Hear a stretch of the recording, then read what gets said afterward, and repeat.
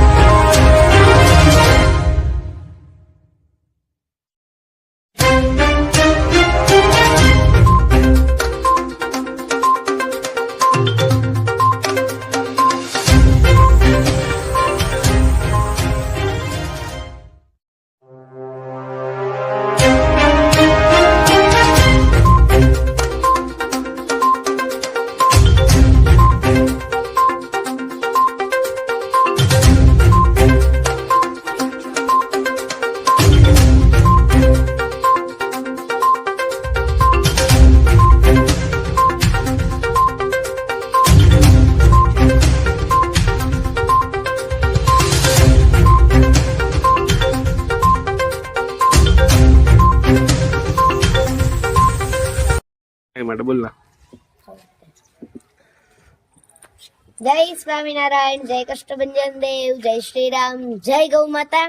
તો આજે હું આવી ગયો છું પાળિયાદના સુપ્રસિદ્ધ પાંજરાપોળની અંદર. અહીંયા ઘણા બધા પશુઓની સેવા કરવામાં આવે છે અને આજે એમની સેવાનો લાભ લીધો છે. અને અહીંના અમારા પરમ મિત્ર ભાવેશભાઈ બારભાઈ, ભાવેશભાઈ નાગરભાઈ અને ભાવેશભાઈ અને કનુભાઈ, તેમને અમે મળ્યા અને ખૂબ જ આનંદ થયો.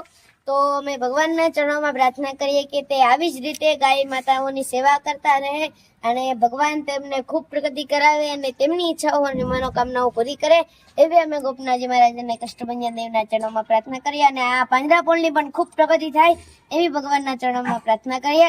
જય સ્વામિનારાયણ, જય કષ્ટભંજન દેવ, જય શ્રી રામ, જય ગૌ માતા. જય શ્રી રામ, જય ગૌ માતા. તો આજે આપણે આવી ગયા છીએ પાળિયાદના સુંદર મજાના પાંજરાપોળની અંદર અને અહીંયા આપણે કરવાની છે ગાયોની સેવા.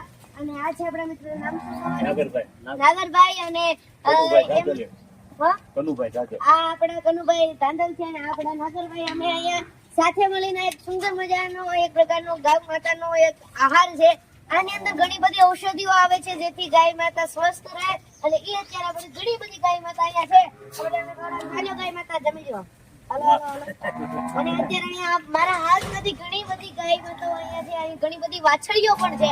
તો તમે પણ જ્યારે પાળિયાદની અંદર આવો ત્યારે ગૌ માતાની સેવા કરવા અહીંયા જરૂરથી પધારજો. જય સ્વામિનારાયણ, જય કૃષ્ણ દેવ, જય શ્રી રામ. અહીંયા મને છે ને એક વસ્તુ બહુ ગમે, સેવા.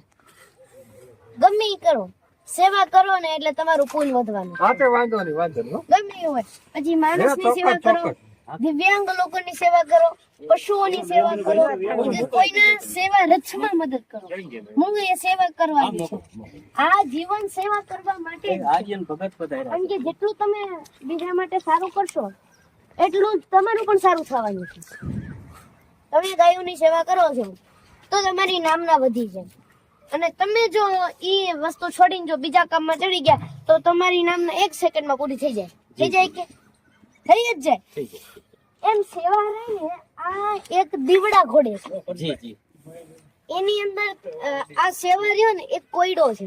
એની અંદર તમે પોતાની સેવાનો ભાવ અર્પણ કરો છો, એ તમારું દિવેલ છે. અને પ્રગતિ છે એ તમારી અત્યારે નામના છે. અને જો તમે બીજા કામમાં ચડી અને એની અંદર પાણી નાખો તો દીવું ઉલવાઈ જ જવાનું છે ને. એ રીતે પોતાના જીવનને પોતા જે કામ કરો છો એને સમજવાનો પ્રયત્ન કરો કે જે રીતે તમે સારા કામે જો તમારી સાથે બીજા લોકો પણ સારા કામે આવતા જાય છે. તમે કઈ એકલા તો પહેલા કામ નતા કરતા, તમારી સાથે 1-2 જણાની ટીમ હશે, મોટી ટીમ. એવી રીતે તમને જેમ સાથ સહકાર મળતો ગયો એમ તમે જાજી સેવાએ ચડ્યા, તમને જાજુ પૂન મળ્યું. એવી રીતે